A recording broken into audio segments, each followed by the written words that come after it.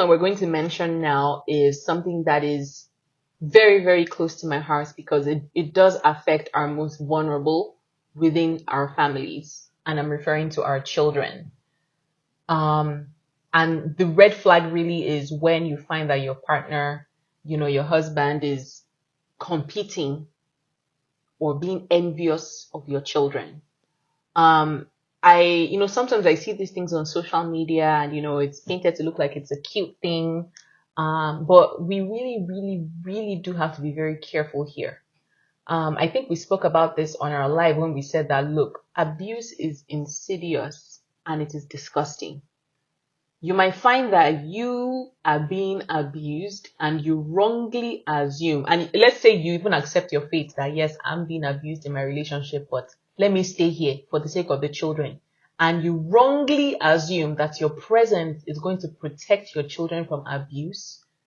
You are dead ass wrong on that. Dead ass wrong on that. I'm not joking. There's no how you want to do it that abuse will not spill out and bubble over past you and start hitting your children. If you're lucky, when they're really, really young and they're babies and they're cute, they can get away with it. But as they grow older, as they begin to have a voice, as they begin to craft their own identity, you will find your partner bucking up against them. Especially for those of you, my boy moms out there, be very, very careful with this kind of red flag, because this is where your precious children, daughters even, are harmed by these partners. And it starts off in these petty little things, looking like, oh, he's competing with the child. Oh, why is the child? Do you get what I mean? Like it starts off slow and seemingly innocent, but it oftentimes materializes into something that is wild, crazy, confusing. I've said this on my podcast before that I was completely shocked and disgusted when I found out that my ex used to get into fisticuffs with his father.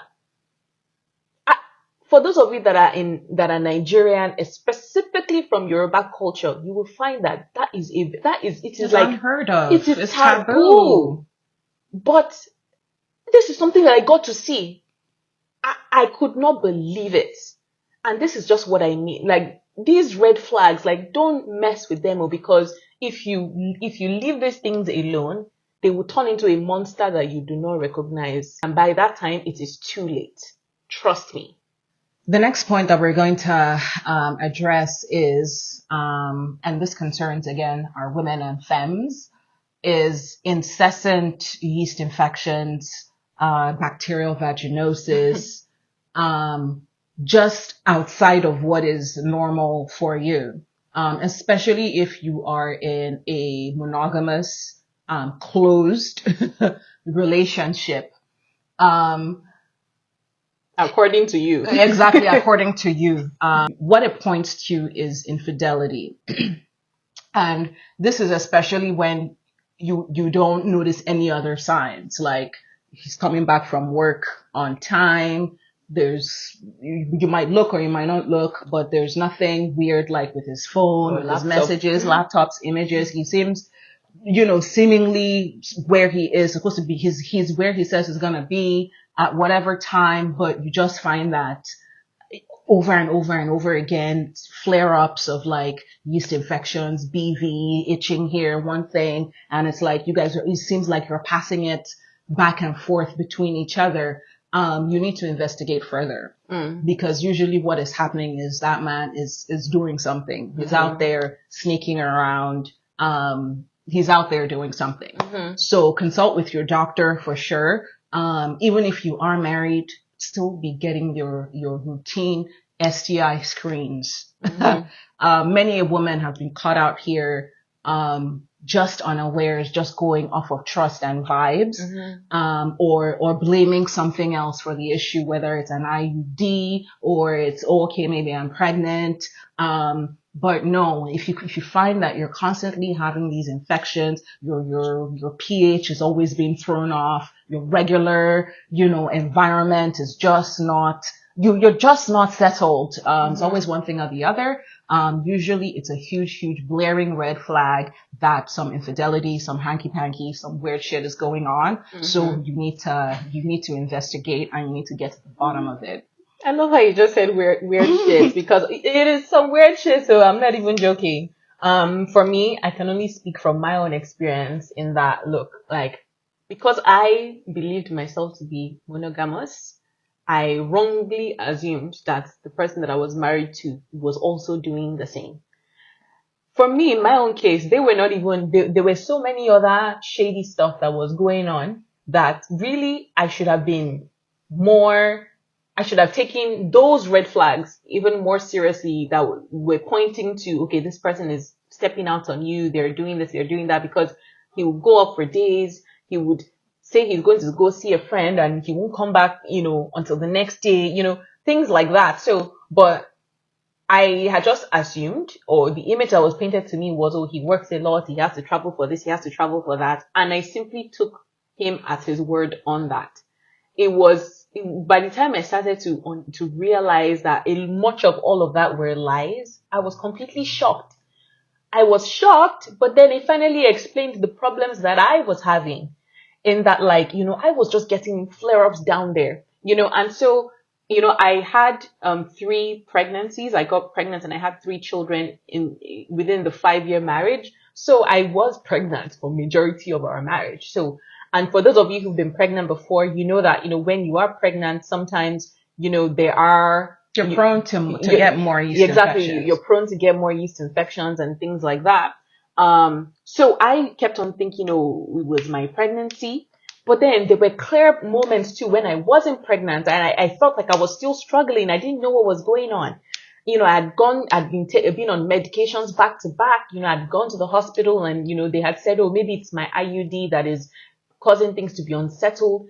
In the end, we zeroed in on the actual problem of what it was. And honestly, I was flabbergasted, because, again, the selfishness of some of these people, where when you're pregnant, the research, it feels like it's a script that these people are running.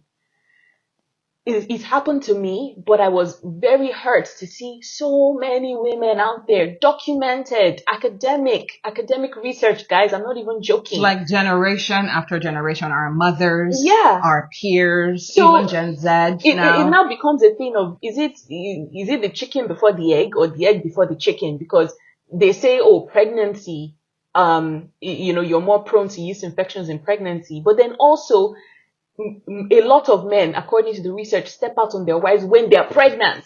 So is it the pregnancy that is causing the yeast infection, or is it these men stepping out that are causing these yeast infections in women? For me, my heart was just breaking, just seeing the news, seeing how people are putting people they supposedly love at risk.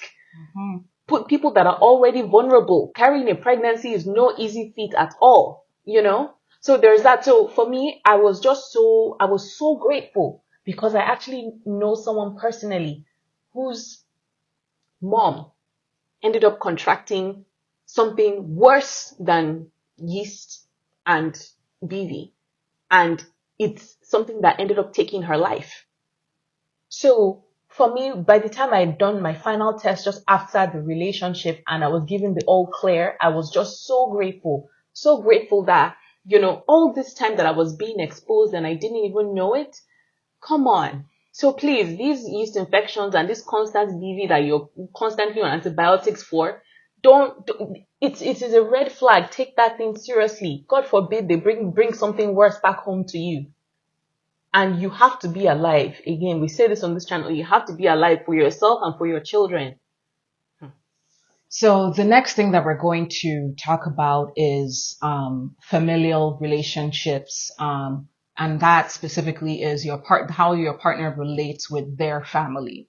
If you find that, you're just noticing where it seems like there are no boundaries, there's nothing sacred, there's nothing off the table, there's nothing too inappropriate to be brought up with their family, that is a red flag, because often what it speaks to is enmeshment.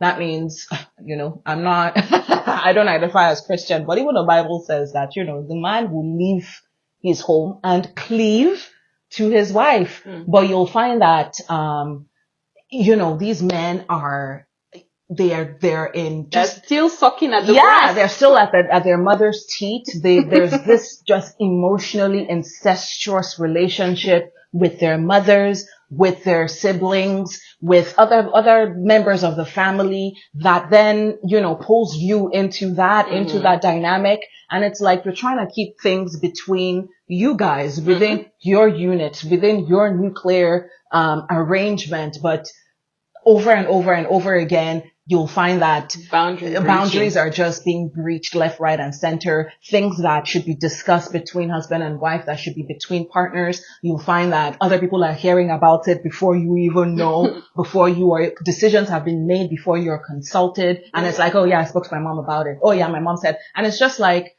what's going on? And to even bring it up again could be another cause for fight, could be another, are you trying to get in between me and my family kind of thing. Or even things like disputes, you'll find that there's conflict. Okay, fine.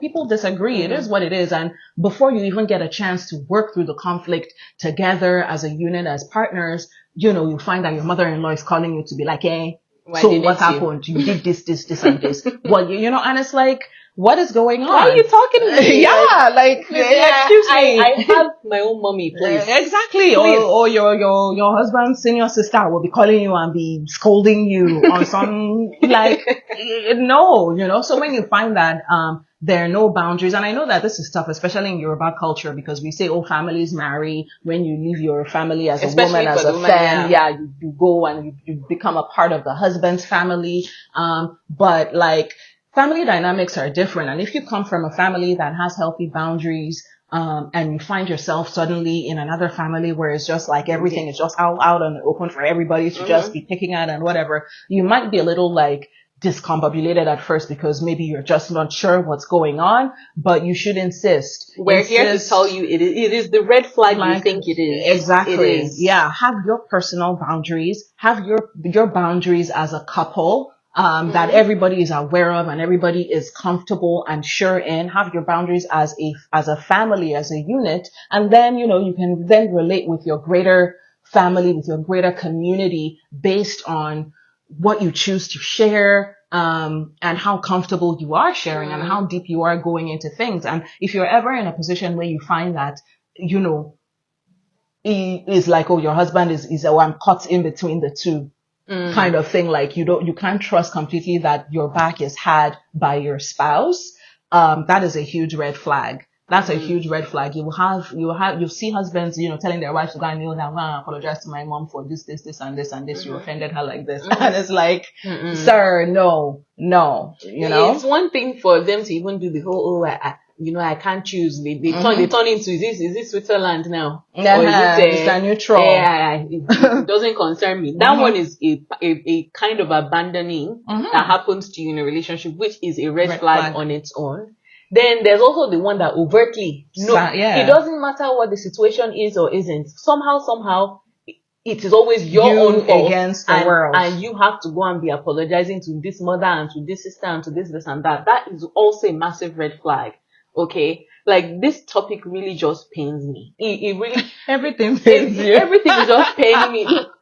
Episode 10 on Authenticity Warrior, you will get the full gist. This shege we're talking about, this is by no means theory. This is practical, my dear, practical. I'm telling you. So better shine your eye on this matter. If not, only you will cry. The final point we're going to mention now is, again, it's another important point to mention, specifically for those of you in Nigerian culture. I'm Yoruba, so I can only speak from my own Yoruba culture, where as a woman, you get married and you are expected to be fully absorbed into the relationship into the family dynamics of your husband. You are expected to basically cut off ties to your own family, and just fully become part and parcel of whatever it is your husband's family does. So it's difficult for you to see this as a red flag because you see it as culture. But my dear, I'm here to tell you, it is a red flag, actually. Yeah, it is cultural to an extent, but when you have a partner that is the, how do you say, that is the bed they want to lie on, where you must not, why must you be going to your parents' house every time? Where, competing that, why must the children always go and see your parents? Why can't they go and see my own parents? And it's sometimes like, it's not even that you're doing anything intentional or you're even alienating one family, your children from one family or the other. Sometimes it's a matter of convenience. It's just a matter of convenience. You're already, for example, my church was on the island. My parents lived on the island. So it just became natural that after church, you branch over, see my parents. If my ex's parents were also on the island, it would probably be the same dynamic. Also, my ex's parents traveled a lot, so they were hardly home. So it's not even a matter of, I'm purposely withholding the children. But because they are very sensitive to they're always competing, they're always trying to one-up you one way or the other. So they assume you are also trying to do the same, right? So be very, very careful when you have people that want to cut you off from your own support system, your own family, your own friends. Of course, like, especially when you have children, they should have access to both sides of the family. They should have access to all the support or all the love of the community. That's the whole point of being raised in a village. Like, who wants to do this thing alone? Who really? So be very mindful when you have a partner that is so sensitive to your own family's involvement in your life, in the lives of your children, because often what abusers do is they want to cut off your support because they want to be able to deal with you in secret and have nobody know about it. And even if people know, they're very comfortable with their own family knowing about how they are abusing you. But it would be hard for them to get away with their abuse if your own family knows about it. Do you get? So it's the same thing that happened with me, where my ex's family knew about how I was being treated there. Right? But it didn't matter to them because they were because it was like an open secret. They were comfortable with it. But my own family didn't know anything about it because my ex had successfully been driving a wedge between me and my family, not letting me see them, counting the number of times, micromanaging how I'm visiting, how my children are having access to them. So it became a case of I had to rely fully on his family. And here I was, tail to the wind, exposed. These people were not protecting me from the harm I was enduring from this man. So I'm here to tell you guys that do not joke with that thing, that when you find that your own support system, where you're coming from, your family, your friends, your access to them is being micromanaged, is being watched, is being, when you find that that's happening, it's a red flag, and you need to be very careful because that's somebody that is trying to harm you and doesn't want people who love you to know about it. Mm-hmm. We say it all the time, silence and secrecy. Those are one of the greatest tools that an abuser uses. That's the biggest tool in their toolbox, that just having you isolated, having you alienated, and being able to like deal with you, serve you the full breakfast, just stuff it down your throat in secret. So yeah, something to definitely be aware of and privy to. Mm-hmm. All right, guys. So that's it. Those are the 10 red flags that we've pointed out to you for folks who are in a long-term relationship or who are in a marriage. These are the tips that will let you know if you are in an abusive situation, will empower you to make decisions, whether you want to stay, whether you want to escape. And if you're unable to exit, empower you to renegotiate the terms of your partnership. Give you a leg up, give you some information so that you can know that you're not crazy, that you're not, you're not nuts. You can set the gaslighting aside and know that other people, have gone through this, are going through this, and are validating your experiences. So yeah, once again, we see you, we hear you, and we believe you here at the Warrior Enclave. Okay. All right, warriors. Bye.